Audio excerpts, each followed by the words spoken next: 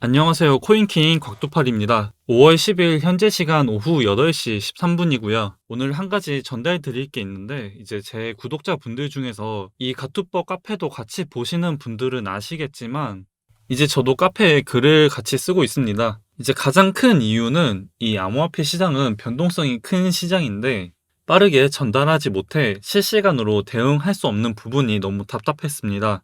이제 그렇기 때문에 이 카페에 글을 쓰게 되었고, 이제 시간을 보시면 아시겠지만 이렇게 잠도 안 자고 새벽 늦게까지 제가 눈 뜨고 있는 한 실시간으로 브리핑을 전달해 드리고 있고, 또 이렇게 여러 가지 정보들을 제공해 드리고 있으니 많은 관심 부탁드립니다. 이제 가장 중요한 건 이 카페에서 등업 문제가 좀 여러분들이 어려워하는 부분이었었는데, 저는 이제 자유 게시판에 계속 글을 올리기 때문에 일반 코인러만 돼도 글을 볼 수 있으니 등업에 대한 부분은 너무 걱정하지 않으셔도 됩니다.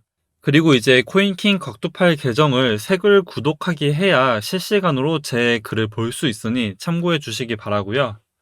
어제 영상에서 언급했던 반등 구간이 사실 내일 CPI 지수 발표 다음 나올 줄 알았는데 이렇게 오늘 바로 나와 버렸습니다. 어제 영상에서 언급했던 걸 다시 한번 체크하면 일본 기준으로 RSI 과매도 구간에 접어들었고 이제 4시간 봉으로 봤을 때도 이미 과매도 구간을 이탈한 상태였기 때문에 단기 반등을 노려볼 수도 있는 구간이라고 말씀을 드렸었습니다. 결정적으로 이 새벽 1시부터 오늘 오전 9시 전까지 마이너스 8.73% 추가 하락이 시작되면서 일봉상으로도 볼린저 밴드 하단을 이탈하는 캔들을 만들면서 종가가 마감이 됐습니다. 이렇게 볼린저 밴드 하단을 이탈하는 경우엔 다시 이 영역 안으로 들어가려는 특성 때문에 단기 반등을 노려볼 수 있는 구간이고 또 이 5일선과 캔들 사이에 이격이 크게 벌어져 있는 상태였기 때문에 이번 반등은 올 확률이 높지 않았나 싶었습니다. 우선 큰 틀에서 세계 경제 상황을 봤을 땐 하락의 관점은 여전히 변함이 없습니다.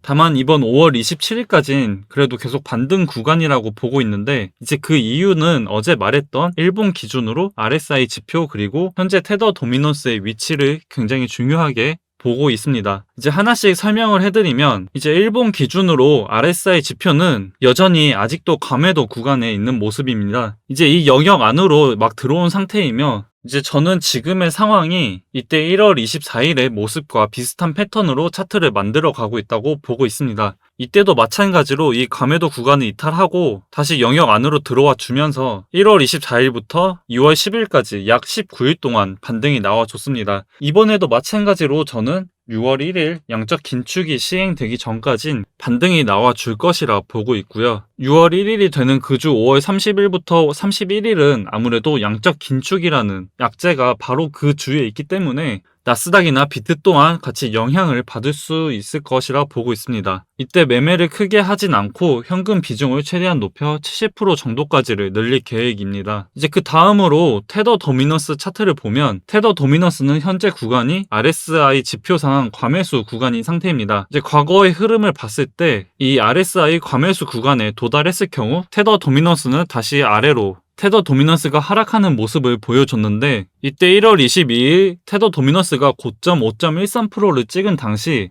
RSI 지표 또한 80을 넘은 상태로 충분히 고점인 부분이었고 1월 20일 비트 차트를 보면 이때 비트 34,000달러를 찍고 RSI 지표 역시 과매도 구간인 상태였습니다.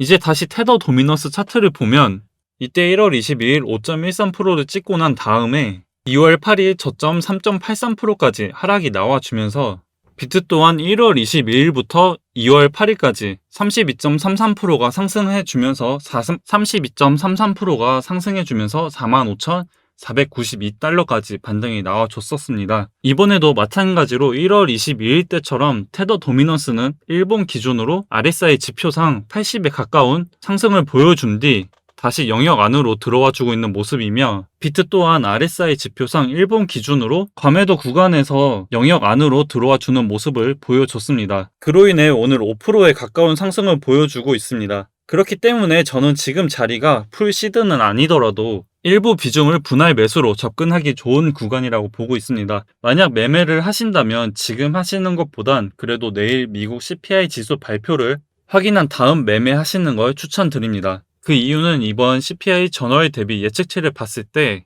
0.2%로 저번 1.2%대와 비교하면 저번 물가 지수보다 마이너스 1%라는 엄청난 차이를 예측하고 있습니다. 물론 이건 어디까지나 예측치이지만 이 0.2%라는 수치가 중요합니다. 당연히 여러 지표들을 참고해 0.2%라는 예측치가 나왔을 것이고, 만약 내일 예측치가 같은 수치로 0.2%가 나온다면 당연히 비트는 상승할 것이라 보고 있고요. 반대로 작년 5월 12일 때처럼 예측은 0.2%였지만 그 이상 0.8%까지 상회한 수치가 나온다면 하락할 가능성이 높다고 보고 있습니다. 작년 5월 12일 CPI가 발표되고 난 다음 비트 차트를 보면 이 차트는 이제 1시간 기준의 차트이고요. 저녁 9시 30분에 CPI가 발표된 후 약 반등이 나와줬지만 나스닥 개장 이후에 다음날 13일 오전 9시까지 비트는 마이너스 19.14%가 하락하는 모습을 보여줬습니다. 이번에도 마찬가지로 이번 CPI 지수 발표가 예측치인 0.2%와 같은 수치가 나온다면 비트는 반등해주는 모습을 보여줄 것이고, 반대로 0.2%보다 더 높은 수치가 발표된다면